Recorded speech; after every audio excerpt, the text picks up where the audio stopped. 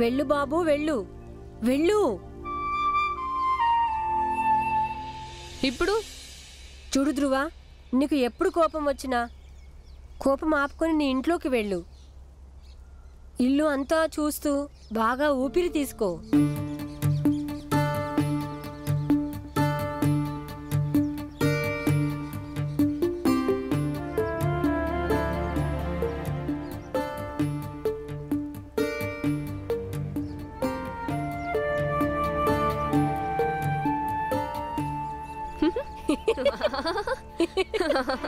అరే భీమ్, ఇది విచిత్రంగా ఉంది.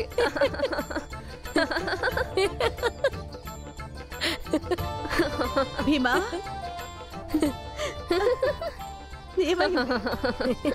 అరే ఏమైంది? ఎందుకు అలా పిచ్చోళ్ళు ఎలా నవ్వుతున్నారు? ఆ టీ మంగేస్తో గొడవ పడటం కంటే మంచిది మేము ఇలా పిచ్చోళ్ళలాగా నవ్వటమే. ఏమంటున్నారు? నాకేం అర్థం కావట్లేదు. అమ్మా అమ్మా అమ్మా, పదమ్మా, నీకు విషయం అంతా దారిలో చెప్తాను. పదమ్మా, పద.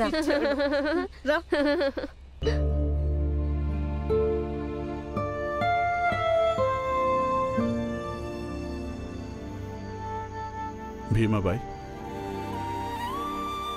గంగాబాయి ఉన్నట్టుండి ఇక్కడి నుంచి అత్తారింటికి వెళ్ళడం సరికాదు. తన కొడుకు ఆరోగ్యం బాగాలేదట, వెళ్లాల్సి వచ్చింది.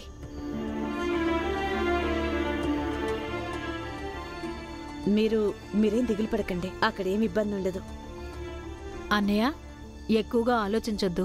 ఒక్కొక్కసారి భార్యాభర్తల గొడవలు పిల్లల కారణంగానే అన్నీ సమసిపోతాయి. పైగా అది మన గంగ అత్తారిల్లు. తన కుటుంబ సమస్యని తనే స్వయంగా పరిష్కరించుకోవాలి. అవునా అన్న, 2-3 రోజుల తర్వాత నువ్వే స్వయంగా వెళ్ళి గంగక్కని చూసిరా. అప్పుడు తెలుస్తుందిగా ఎలాగూ అక్కడ అంతా సవ్యంగా ఉందో లేదో. బానే ఉంటుందిలే నాన్న. బావ భీమ్కి భయపడతాడు. ఒకవేళ ఆయన గంగక్కని ఇబ్బంది పెడితే అయినప్పుడు భీమ్ని ఎదుర్కోవాల్సి ఉంటుంది. ఆనంద్, ఆయన మీ బావగారు, ఆయన గురించి అలా మాట్లాడకూడదు. ఏమీ కాదులే ఆనంద్ అన్నయ్య. ఇప్పుడు బావగారు కూడా అర్థం చేసుకుంటారు.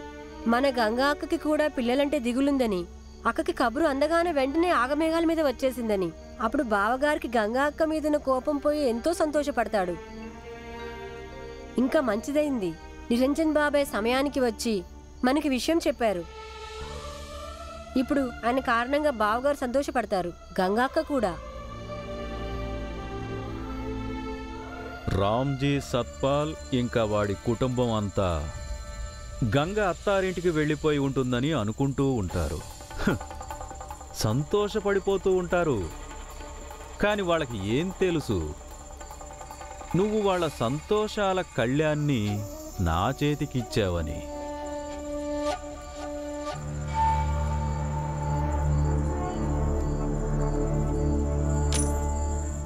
అదిగో డబ్బులు తీసుకో, నీ పని అయిపోయింది. ఇప్పుడే ఈ రాత్రికి రాత్రే నీ భార్యను తీసుకుని ఈ ఊరు వదిలేసి ఎవరైనా బంధువుల దగ్గరికి వెళ్ళిపో. నువ్వు పో.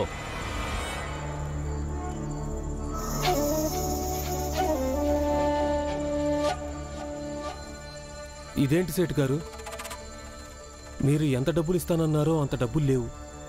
నీ స్థాయికి మించి ఇస్తున్నాను నేను. ఇప్పుడు నా ఆస్తి మొత్తం నీ పేరును రాయమంటావా ఏంటి? మీరు ఇలా చేయడం బాగలేదు సేటు గారు. మర్యాదగా నీ కుటుంబాన్ని తీసుకుని ఇక్కడి నుంచి వెళ్ళిపో. లేదంటే రేపు ఉదయం రామ్జీకి తెలిసిందనుకో, అతను నిన్ను వదిలిపెట్టడు. ఇంకా నీ జాతి వాళ్ళు కూడా నిన్ను వదిలిపెట్టరు. అర్థమైందా? వెళ్ళిక.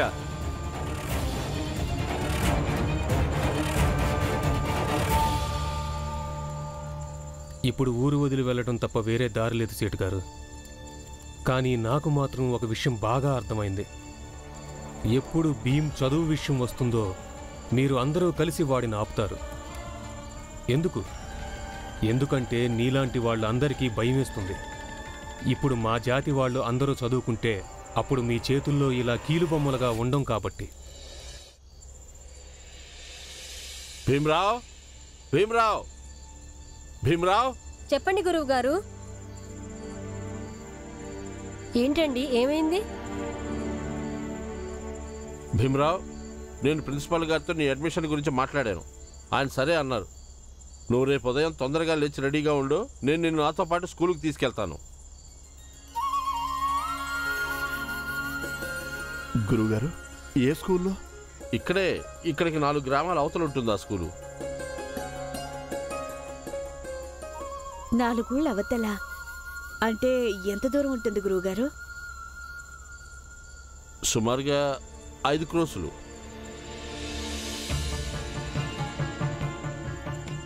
5 కోసులా? అంటే వెళ్ళడానికి రావడానికి 10 కోసులు. ఇంత చిన్నపిల్లాడు అంత దూరం ఎలా వెళ్ళగలడు? అమ్మా అమ్మా, నేను వెళ్తానమ్మా. ఎంత కష్టమైనా పర్వాలేదు. ఇప్పుడు గురువుగారు వెళ్ళగలిగినప్పుడు ఆయన శిష్యుడు కూడా వెళ్తాడు. భీమ్, 10 కోసులంటే చాలా ఎక్కువ దూరం. వెళ్ళి రావడం చాలా కష్టమవుతుంది బాబు. నువ్వు ఇంకా చిన్నోడివేగా. కానీ చదువుకునే అవకాశం వచ్చిందిగా అత్త. ఇంకా వేరే దారి ఏదీ లేదు. అరే మీరని చెప్పండి వీడికి. రోజు 10 కోసులు నడవడం ఏమో ఆషామాషి కాదు. గురువుగారు, ఏదైనా దగ్గర విద్యాలయంలో అక్కడ ప్రవేశం దొరకదంటారా మన భీమాకి? నాన్న, అమ్మకి నువ్వైనా చెప్పు నాన్న, వెళ్తాను. లేదు, వీడికే చెప్పండి మీరు. కాదు, అమ్మకి చెప్పు. చూడు బాబు, నీ చదువు ఇంకా మీ అమ్మ దిగులు, దీంట్లో నేను ఏం చెప్పగలను?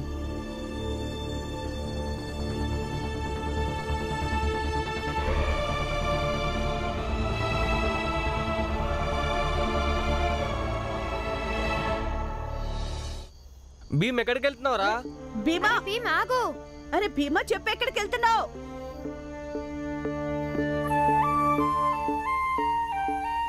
అమ్మా, ధ్రువ ఇంటి నుంచి మన ఇంటి దాకా ఇప్పుడు 100 సార్లు పరిగెత్తానంటే అదంతా కలిపి 1 క్రోస్ అవుతుంది.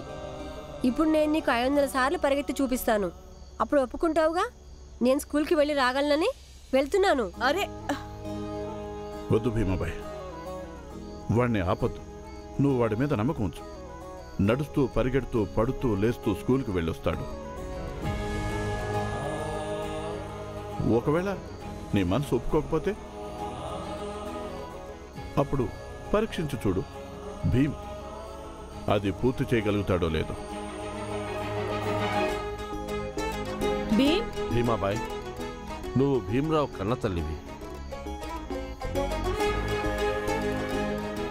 ఇక నీకన్నా భీమరావుని ఎవరు అర్థం చేసుకుంటారు? నీకు కూడా ఇది బాగా తెలుసు కదా, భీమరావుని చదువు విషయంలో ఎవరూ ఆపలేరు అని. వాడిని స్కూల్కి రానివ్వు.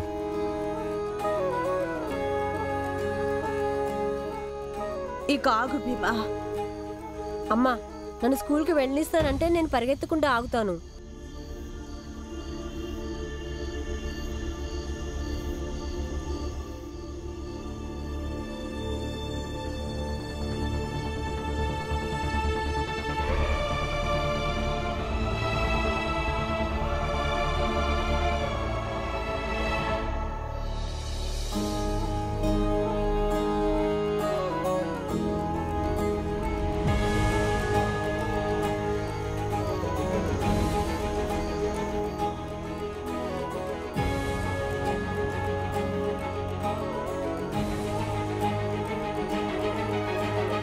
సరే, స్కూల్కి వెళ్తావు గాని.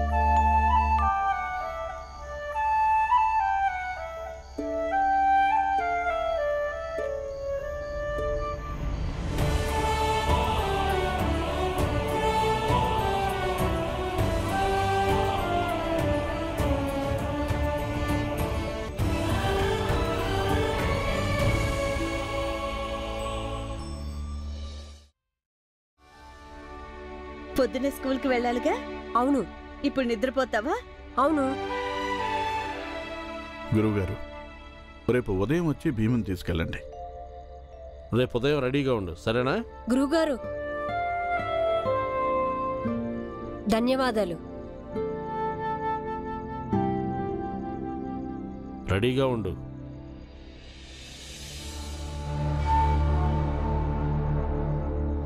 గురువుగారు, రేపు తెల్లవారక ముందే ఊహించని తమాషా జరుగుతుంది. పాపం రామ్జీ నిస్సహాయుడైపోతాడు. ఇక మీరు ఈ భీమరావుని బడికి తీసుకెళ్లాలన్న ప్రయత్నం వృధా అయిపోతుంది. గంగా, అరే గంగా! అల్లుడు గారు, మీరా? ఏమైంది అల్లుడు గారు? అతయ్య, గంగని పిలవండి.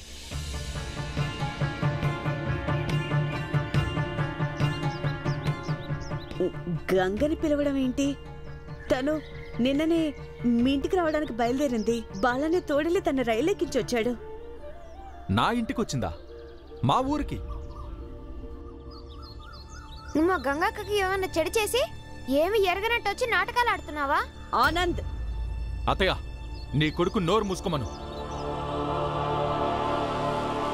అల్లుడు గారు, ఈ బాలయ్య వెళ్ళి గంగన్ రైలు ఎక్కించొచ్చాడు. అరే, మీరందరూ ఒకే మాటని పదే పదే చెప్తున్నారు, రైలు ఎక్కించొచ్చాను అని. కానీ ఇది మాత్రం ఎవరు చెప్పట్లేదు అసలు ఎక్కడికి వెళ్ళడానికి రైలు ఎక్కించొచ్చారు అని. మీ ఇంటికి వెళ్ళడానికి. మరి ఇంటికి ఎందుకు రాలేదు? అసలు నాకు తెలియక అడుగుతాను. మీరు ఏం కొంపలు మునిగిపోయాయని దాన్ని ఇంత హడావుడిగా పంపించేశారు?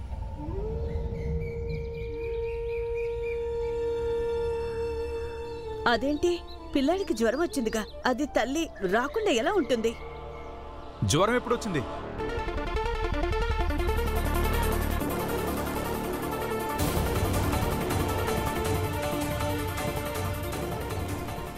నువ్వేమంటున్నావు? నిరంజన్ అన్నయ్య వచ్చి చెప్పాడు మీ అబ్బాయికి జ్వరం వచ్చిందని. గంగ వెంటనే బయలుదేరింది. అరే, నిరంజన్ అన్నయ్య ఎవరు? నాకు అర్థం కావట్లేదు. మీరందరూ కలిసి మళ్ళీ కొత్త నాటకం మొదలు పెట్టారు. నా కొడుక్కి జ్వరం అని అబద్ధం చెప్పి మీ కూతుర్ని తొందరగా వదిలించేసుకున్నారు. లేకపోతే దాన్ని జీవితాంతం పుట్టింట్లో ఉంచుకోవాల్సి వస్తుంది అని. ఎక్కడికి పంపించారు గంగని? సమాధానం చెప్పండి ఎవరైనా.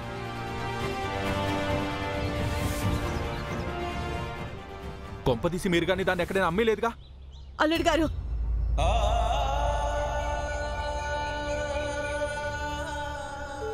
ఏం మాట్లాడుతున్నారు మీరు? నువ్వు ఎందుకు నమ్మటం లేదు బావా? మేము నిజం చెప్తున్నామని. భీమరావు, నువ్వేమో సత్య హరిశ్చంద్రుడు బాబు. నేనే అబద్ధాల కోరుని. నేనే మీ అక్కని అక్కడ ఇంట్లో దాచిపెట్టొచ్చి మీతో అబద్ధాలు చెప్తున్నాను. అల్లుడు గారు,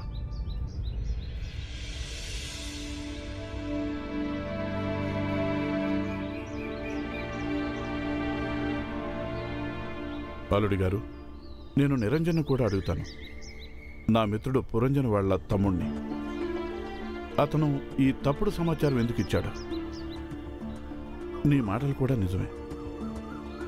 అసలు గంగ మీ ఇంటికి ఎందుకు చేరలేదు? నేను వెతుకుతాను గంగాబాయిని. నువ్వేం కంగారు పడకు. భీంబాబు, ఇట్రా.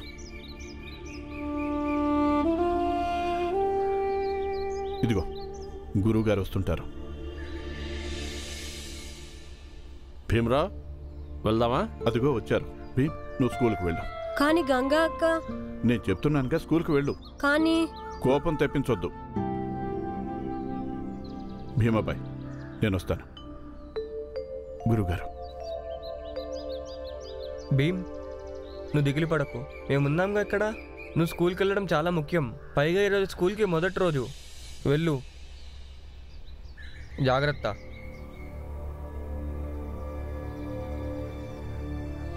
నిరంజన్ అన్నయ్య మనతో అబద్ధం చెప్పలేడు.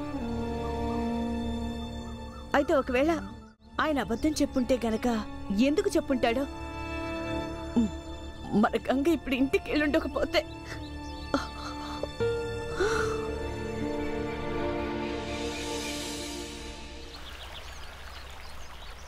రామ్జీ,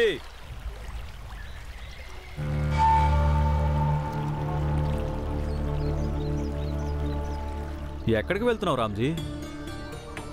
సేటు గారు, చూస్తుంటే తండ్రి కొడుకులాగా కూతురు కూడా పారిపోయినట్టుంది. అవును, పారిపోయింది.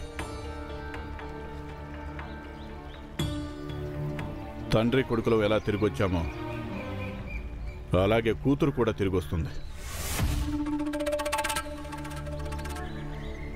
మీ ఇద్దరు మీ పని మీరు చూసుకోండి, తెలిసిందా? అదే చేస్తున్నాం రామ్జీ సత్పాల్. నీ కూతురు మా ఆధీనంలోనే ఉంది. మరి ఈ విషయం ఇప్పుడు నీకు చెప్పొద్దా?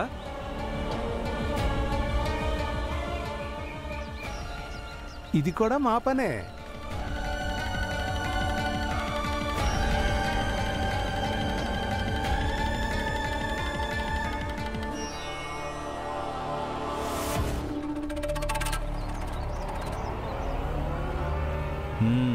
ముట్టుకోవద్దు, దూరంగా జరుగు, దూరం జరుగు, దూరం.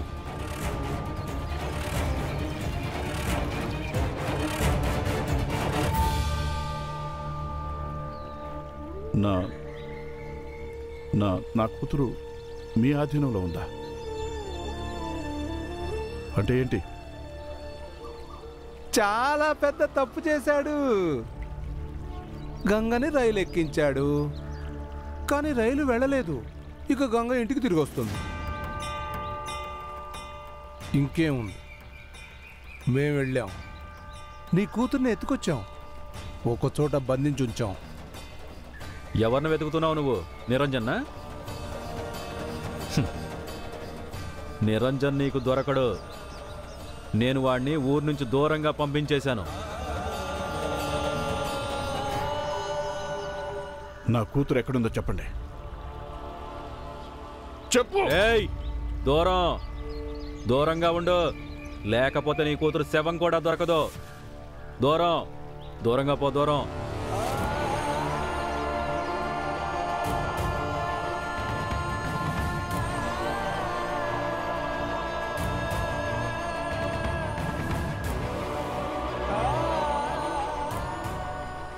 రామ్జీ, గంగ మా దగ్గర ఉంది. అందుకే ఆవేశంతో కాదు, ఆలోచనతో పనిచే.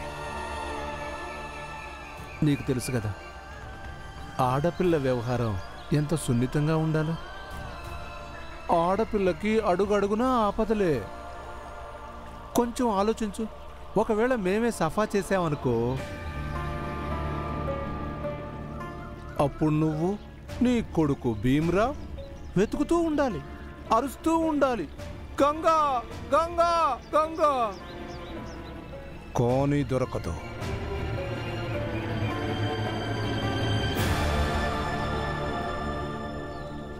ఏం కావాలి మీకు?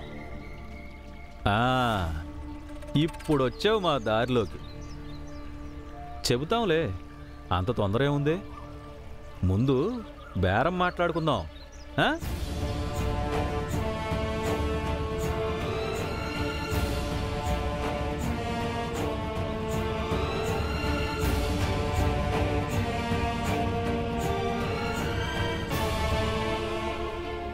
సరే, నువ్వు ముందు వెళ్ళి నీ కొడుకును ఆపు. వాడు స్కూలుకి వెళ్ళకూడదు. వాడికి గట్టిగా చెప్పు, వాడు చదువుకోకూడదు. వెళ్ళు.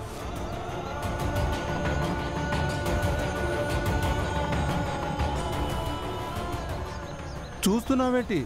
చూసింది చాలు. వెళ్ళి నీ కొడుకు భీమరావుని ఆపు. ఇదిగో చూడు, ఒకవేళ ఎవరైనా అడిగితే మా పేర్లు చెప్పొద్దు. ఎప్పుడైతే నీ కొడుకు ఇంటికి వెళ్ళిపోయి వాడి పుస్తకాల సంచిని అవతల పడేస్తాడో అప్పుడే నువ్వు తిరిగి మా దగ్గరకు రా. ఒక్క పని, ఇంకొక పని నువ్వు చేయాల్సి ఉంటుంది. అప్పుడే చెప్తాం నీ కూతురు ఎక్కడుందో. వెళ్ళి విడిపించుకుందు గాని. కూతుళ్ళు ఇంకా కొడుకులు సరి సమానం అని గొప్ప నీతులు చెప్తావుగా. ఇప్పుడు చూద్దాం నువ్వు ఎవరిని ఎంచుకుంటావో, కొడుకు చదువునా లేక కూతురి ప్రాణాన్నా?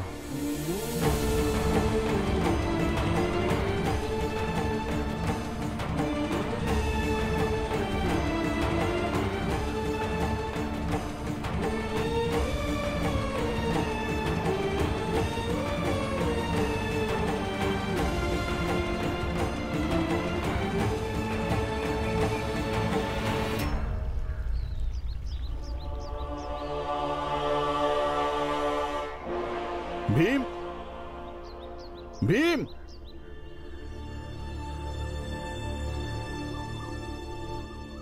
భీమ్ బాబు, నువ్వు స్కూల్కి వెళ్ళొద్దు. నువ్వు ఇంటికి వెళ్ళు. కానీ ఎందుకు నాన్న? నేను చెప్తున్నానుగా భీంబాబు, నువ్వు ఇంటికి వెళ్ళు.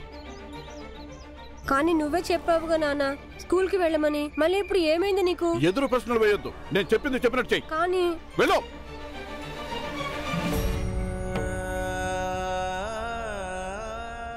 ఇంటికి వెళ్ళు.